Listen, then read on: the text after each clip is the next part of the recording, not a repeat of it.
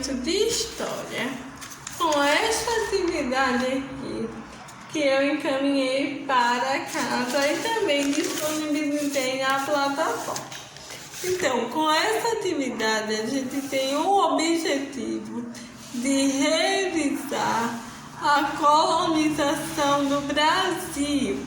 A gente sabe que quando os portugueses chegaram aqui ao Brasil, aqui essas terras já eram habitadas por tribos indígenas. E aí os portugueses tomaram conta do Brasil e colonizaram os índios. Porque a tia colocou entre aspas? Porque, na verdade, o que eles fizeram foi escravizar os índios, fazer com que os índios aprendessem o idioma deles, os costumes deles, as práticas deles. Então, isso não foi basicamente uma colonização.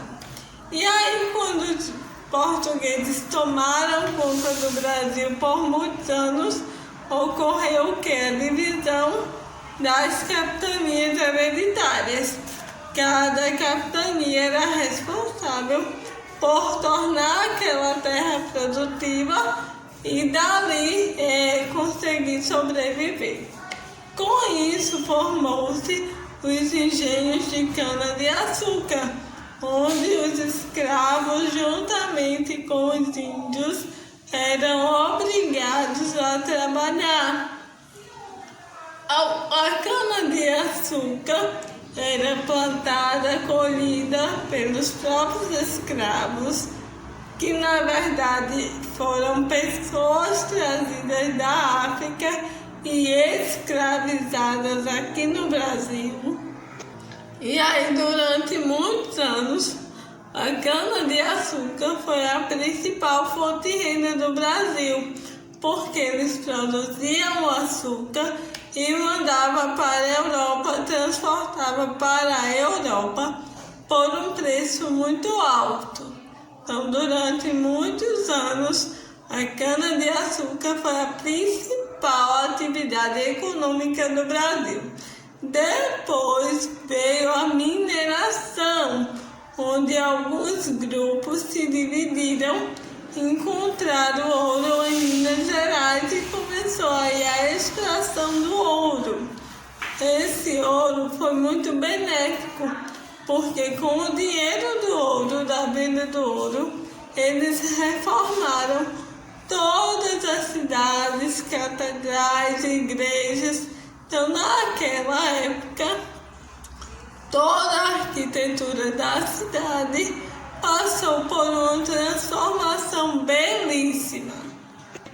E aí os portugueses falavam que colonizaram os índios, colonizaram o Brasil. Porém, a gente estudou e viu que não foi bem assim. Então, com essas palavras aí, de acordo com o contexto, vocês irão completar os espaços que estão em branco com a palavra mais adequada. O número 10 diz assim: 2 grupos lideraram a busca pelo ouro na região de Minas Gerais. Que grupos eram esses e qual eram os interesses que eles possuíam? O primeiro grupo a gente viu que foi o grupo dos bandeirantes, que eram pessoas simples e começaram a extração do ouro. Porém, a coroa portuguesa, vendo que a extração do ouro estava indo muito bem, iniciou também a busca pelo ouro. E aí nós tivemos 2 grupos, os bandeirantes e a coroa portuguesa. E o objetivo principal era encontrar o ouro e ficar rico cada vez mais. Número 11. O que foi a derrama? Por que motivo ela foi criada? Então, depois da extração do ouro, houve a derrama. O que foi a derrama? A derrama era objetivo fiscal, onde as pessoas, a população teria que dividir a parte do lucro com os portugueses. No caso, teriam que pagar os impostos daquilo que eles tinham para os portugueses. Então, quanto mais ouro eles conseguiam, mais posses eles tinham e maior era o imposto. Então, a derrama era o imposto fiscal que passou-se a ser cobrado para a população. Número 12. Quais objetivos justificam a fundação das missões? Quando os portugueses chegaram aqui no Brasil, vieram alguns padres, alguns jesuítas, e aí quando eles chegaram aqui, iniciou-se a catequização dos índios. Então essas missões foram formadas por padres, por jesuítas, que tinham o objetivo de catequizar os índios, de ensinar para os índios a religião deles. Então, o objetivo era catequizar os índios. Número 13. Especiarias e ervas da região amazônica, como guaraná, pimenta, castanha, cacau, cravo, era conhecida como as especiarias.